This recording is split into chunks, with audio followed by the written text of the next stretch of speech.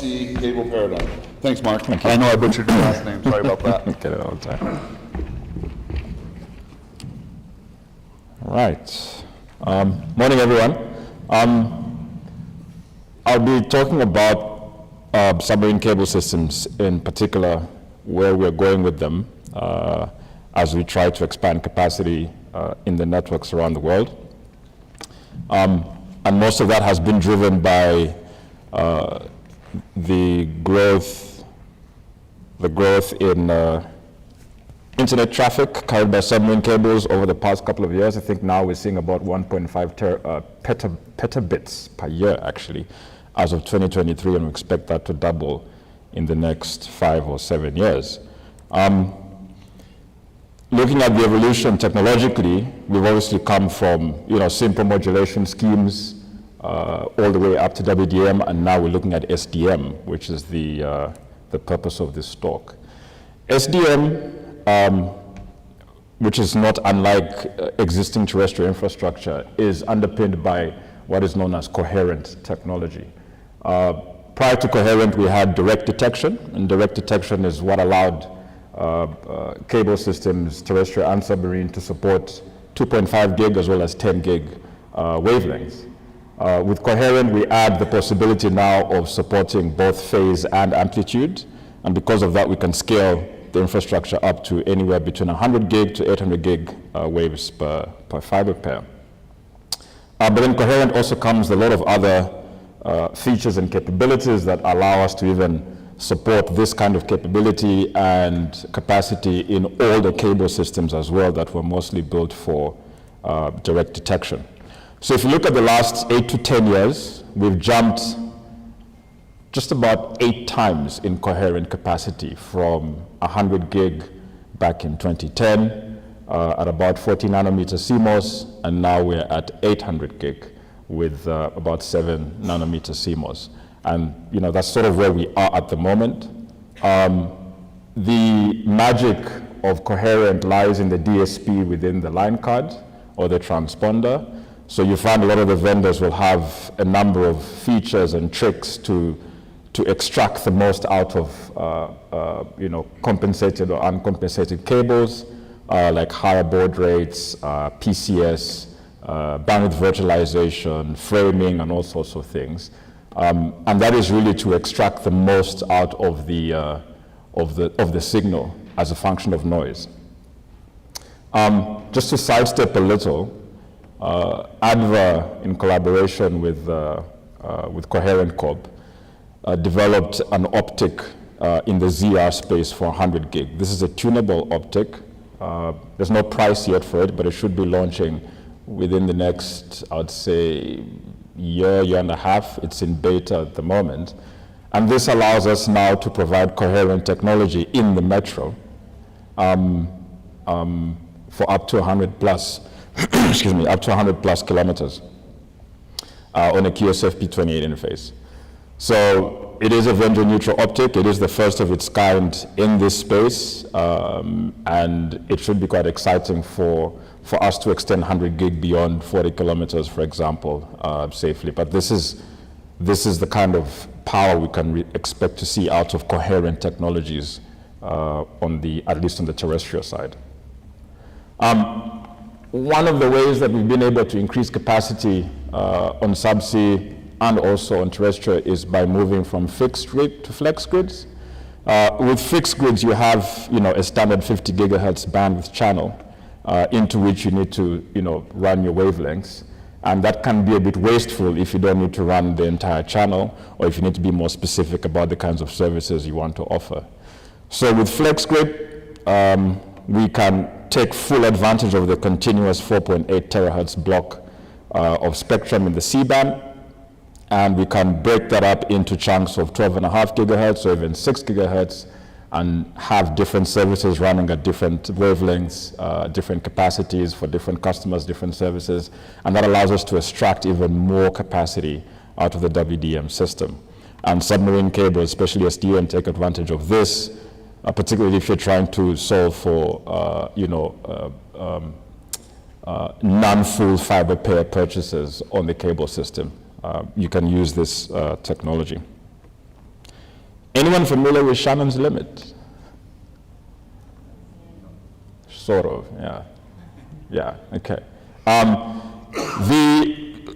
Because uncompensated cables today do not require dispersion management, you are now able to, I think we've just about reached the limits of coherent technology as how much capacity we can extract out of a cable system, or out of a fiber pair for that matter.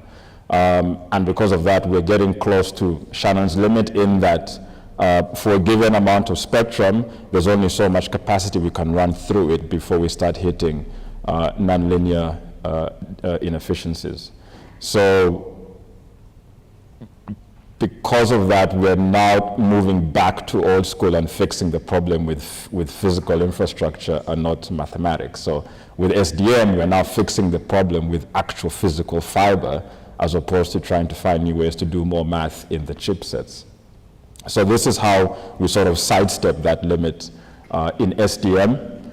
On the first side, you'll see there's dispersion managed cables, which would typically were installed between 2000 and 2010. So think of the first transatlantic cables. Those were dispersion managed. Those are the ones that we couldn't get to more than a 10 gigabit wavelength because we had to have physical dispersion management within the cable span itself.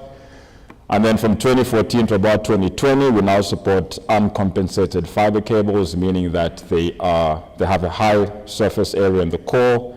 They are low attenuation, low latency, and they're highly dispersed, which means that they are ideal for coherent, because coherent performs really well in cables that are high dispersion, positive dispersion. So then we have SDM from 2020 onwards. And the main thing with SDM is the biggest limitation you have in submarine cable systems, which is power. Okay, so unlike terrestrial cable systems where you have power at every amplification site, meaning that you have a lot of options with capacity expansion, in cable systems, submarine cable systems, you only get power at either end of the cable. You don't have power along the repeaters under the sea. So because of that, that really governs how much capacity you can have on the cable system. And the idea with SDM is that we manipulate the amount of power available to determine how much capacity we can run in the system. With uncompensated cable systems, for example, such as these, you had, with SDM cables such as these, for example, you can have as many as 24 fiber pairs within a cable, which means that you don't need to have as many amplifiers, or you can space the amplifiers a lot further apart, and if you space them further apart, then you can get away with using less power for the entire system.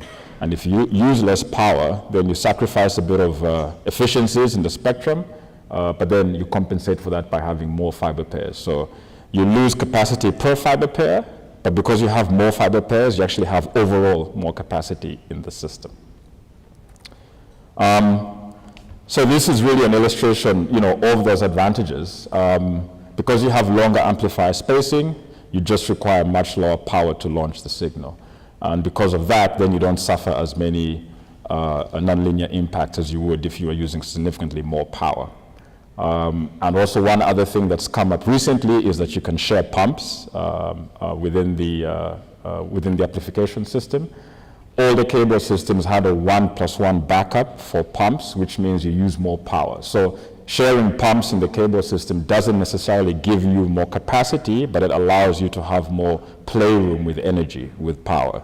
Because the fewer pumps you have, the less energy that you need. So in the end, you end up with a higher fiber count, but lower capacity per fiber pair, which still gives you more capacity. So in uncompensated fibers, such as these, for example, it's typically anywhere from 2 to 8 fiber pairs. Again, limited by power, so you can't have more fiber pairs than that because you're limited by power. It's high amplification, so a lot of spectral efficiency, but because of that, then again, you can't have too many fiber pairs. And you're looking at an average anywhere from 32 to 192 terabits per system if you're looking at as high as 8 fiber pairs. Which seems like a lot, but then when you move on to SDM-based cables, you now have the ability to reduce the power that you use because you want to be able to carry more fiber pairs. So if you use less power over the entire system, you can have even more fiber pairs, 24 in this case. I think a cable like Medusa has 24 fiber pairs. And because you're sacrificing that kind of efficiency and compensating for it by having more fiber pairs, you can have, almost half a petabit of capacity on the system. If you look at evolution, for example, that explains where the fiber pairs have come from since the 2000s. So all these are about 6,500 kilometers transatlantic cables. Apollo went in 2003 with 4 fiber pairs. This was a dispersion managed fiber system, originally with a per fiber pair capacity of 10 gig.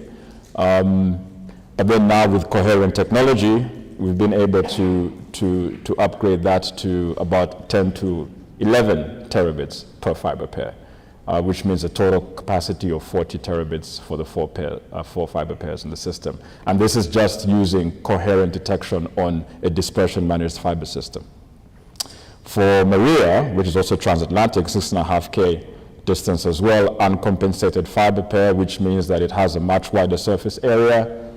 It also is positively dispersed, but with 8 fiber pairs using coherent technology, we can extract up to 26.2 terabits per fiber pair on that system for a total of close to 210 terabits for the entire cable system. So then you come into the SDM, which is Dunant was the first one that Google deployed in 21, also transatlantic with 12 fiber pairs. You can see the capacity goes down a little bit to 25.2, but because there's more fibers in the system, you end up with 312 plus terabits. Same for the Meta cable, which is currently being built as we know. So this is just an evolution, for example, that shows you how when we make advances in power management with the cables and with coherent as well as with the type of fiber, we can then increase the capacity of the cable system even if we are reducing the per fiber pair capacity. Some of the benefits I've already spoken about. So lower capacity per fiber pair, meaning that you can get more fibers into the system, which means overall more capacity for the entire cable. Lower power each wavelength, so that means that you have lower signal to noise ratio, which can be a bit of a challenge, but then is compensated for in the system and also by having many more fiber pairs. These are some of the examples of the cable systems that are either currently in force or currently being built. I think the Equiano one that we're all aware of was launched end of last year. And services have begun running on that system, and there's a bunch of others, as you can see, that are in the pipeline across the world coming online in the next 2 to 3 years as well. So we see SDM as the future for submarine cable systems. It does not mean that there's no room for uncompensated fiber pairs, fiber systems rather, as we saw between 2015 and 2020.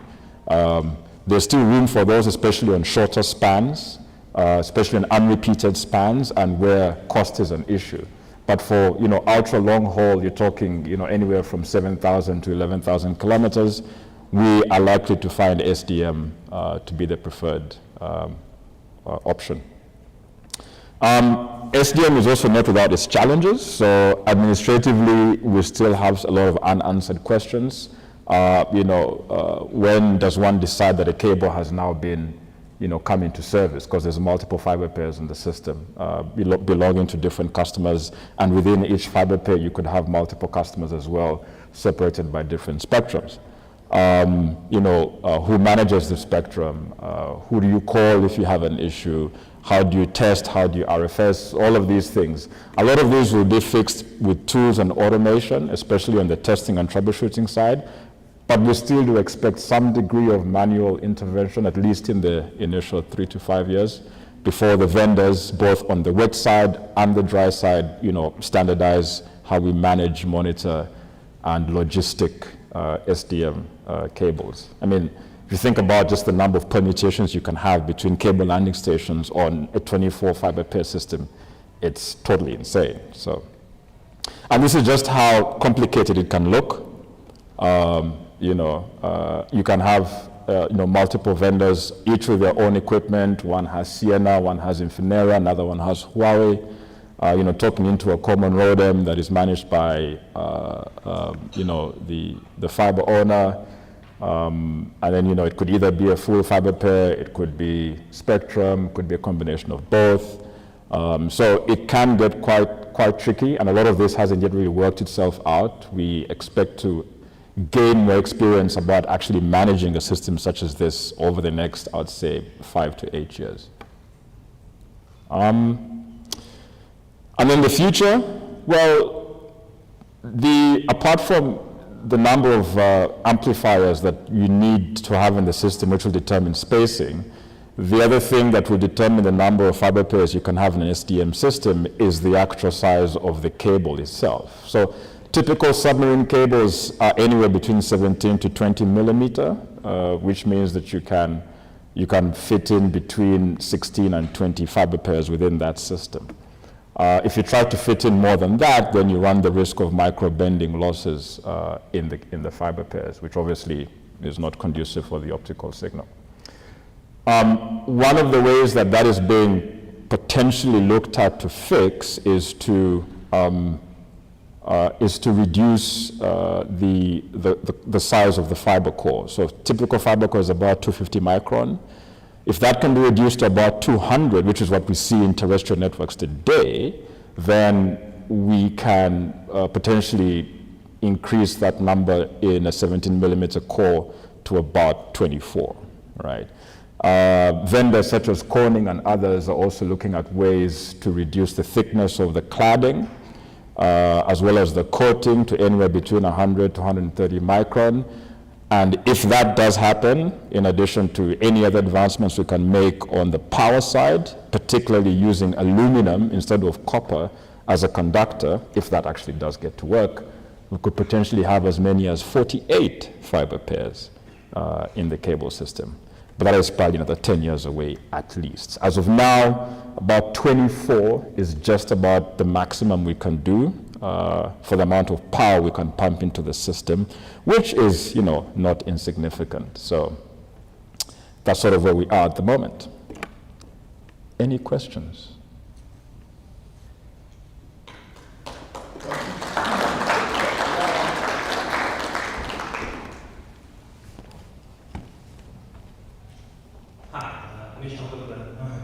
Well, thank you. As a non-level of fiber technique, it was very interesting. I have one simple question. You said they're talking about reducing the size of the fiber down to 2 microns. What wasn't that earlier on? Sorry, I'm not. You mean the core down to 200 micron? Yeah. So that's being done already in terrestrial networks. So terrestrial networks already do support 200 micron. What tends to happen is the technology has to be tested first in the terrestrial before it moves over to submarine, and that's because there's been a convergence right now on the transponder side. So typically now the transponders used in terrestrial are the same ones that you get to use on submarine. So we haven't yet had that 200 micron come into the space yet, because the problem with the submarine is once it goes into the water, it's gone. You can't pull it out to fix it. So you have to really test it and make sure it's going to work and survive the harsh conditions of the ocean before we can deploy that. But that's obviously the path that's being looked at now. I'm just curious why. I mean, I guess the 200 micron limit has been in use in terrestrial networks for a while now, while the new cables wouldn't have done that. Well, so also, so the 17 millimeter, which is the typical one that's used, would actually be a lot more, much smaller. I mean, the 20 millimeter might have a little bit more room, but subsea operators prefer the 17 millimeter because it's cheaper and it weighs less in the cabling ship, because weight in the cabling ship is a big issue also. The cost thing makes a lot of sense. So follow up, because there's nobody else there. Because this is interesting, you're telling me that the evolution of technology is terrestrial going into sea, which is fantastic. Is there a teaser for what the terrestrial lab will be? So one thing that's being looked at is another option to increase capacity, because at some point SDM is going to run out of spatial capabilities, because SDM fixes a spatial issue. But the thing is, spatial issues are not relevant to terrestrial people, right? Because you don't have that problem. So one of the possible solutions is what is known as novel fiber type. So you have multi-core fiber, MCF, as well as hollow core fiber. It's basically taking one fiber core and making more cores inside it, either with electronics or with some other special materials. But that fixes a spatial issue which doesn't exist in terrestrial world. So until the terrestrial world picks up on those novel fiber types, where you can have multiple cores within one core, for example. Think of it as virtualizing a core with more cores in it. Until the terrestrial picks that up, you're not going to see it in the submarine side, because you would, if submarine picked it up first, you would have to develop MCF or novel type specific ASICs to do the compensation on the submarine side. And customers and vendors don't want to do that because the transponders are converging between terrestrial and submarine. So if the terrestrial guys pick it up, then there's an ASIC developed for that, which can then translate immediately to the submarine side.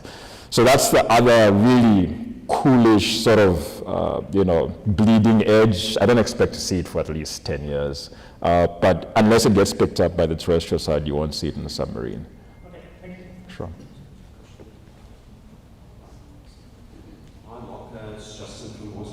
Just a question on the amplifiers repeaters. How often are this spaced? I mean, are they like hundreds of kilometers? How are they fed? How are they fed? And do the vendors share the same amplifiers? Right. So on the wet side, when you deploy, obviously you would be deploying from the same vendor. So it would be one amplifier system, amplification system. And yes, so in an SDM system, it would be a single amplification system. The spacing will obviously be determined by the use case of the cable. So if it's a short cable and you want to maximize, capacity out of every fiber pair, then you could go with a shorter repeater spacing, typically anywhere from 50 to 80 kilometers, right? In that way, you can pump more power into the system, but then you limit the number of fiber pairs you can have. So in that situation, you're pushing for ultimate capacity per fiber pair. In SDM, you can have longer spacing, over 100 kilometers, 80 to 100 plus.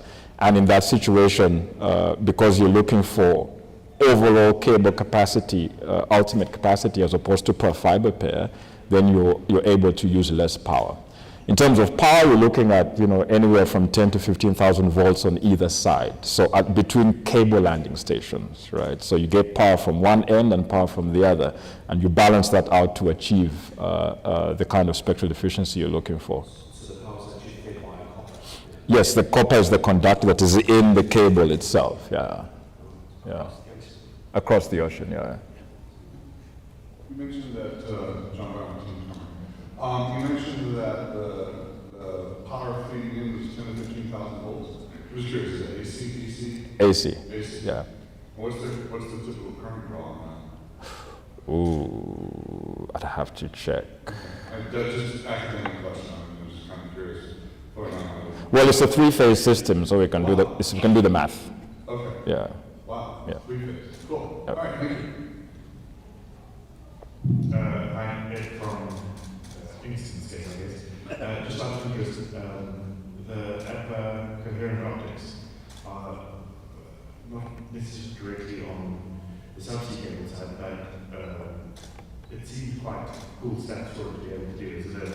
Is that one unit is to complete everything you don't need to slot on amplifiers, or it can do, say, your 150 Ks on its own? Right, so the feedback I received from Adva is that obviously it has the DSP, so it's tunable. So it does support WDM. It will run on its own 120K unrepeated, but it can also do about 900 kilometers repeated. Nice. Yeah.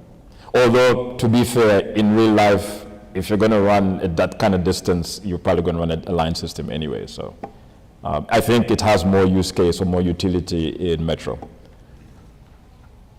Yes, hi, it's Carl from Miracle. It's not a very technical question, but I'd just like to know who's naming these fiber projects. Beats me.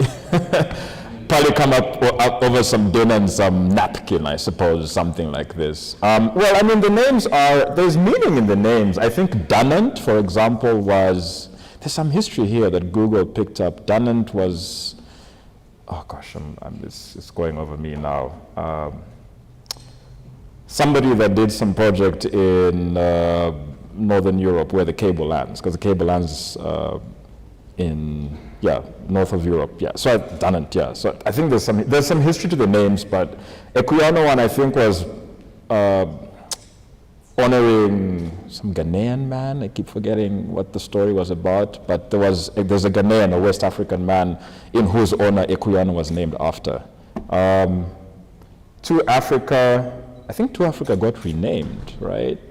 To Africa was originally something else. Simba, there we go. And I think Hollywood made some fuss about Simba and so forth, rights reserved and stuff. So yeah, it's the whole thing. Others is just an acronym, like I think Medusa is an acronym for Middle East and South Europe and this and that and the other. So, All right. yeah. Bifrost, I can see that the Yeah.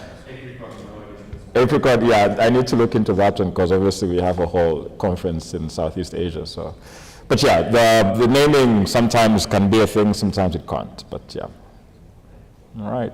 I know, like the one I first deployed in Japan, between Japan and Los Angeles, was called Unity, because it was the first cable that Google got into with a bunch of telcos.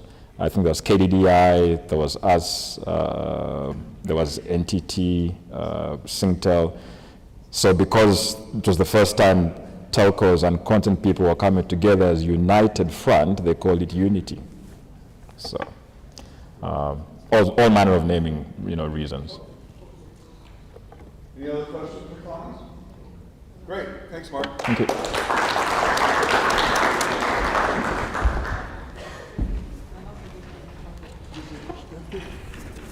All right, so next up, we have Salam, who's going to chat with us about Netflix routing. Thank you.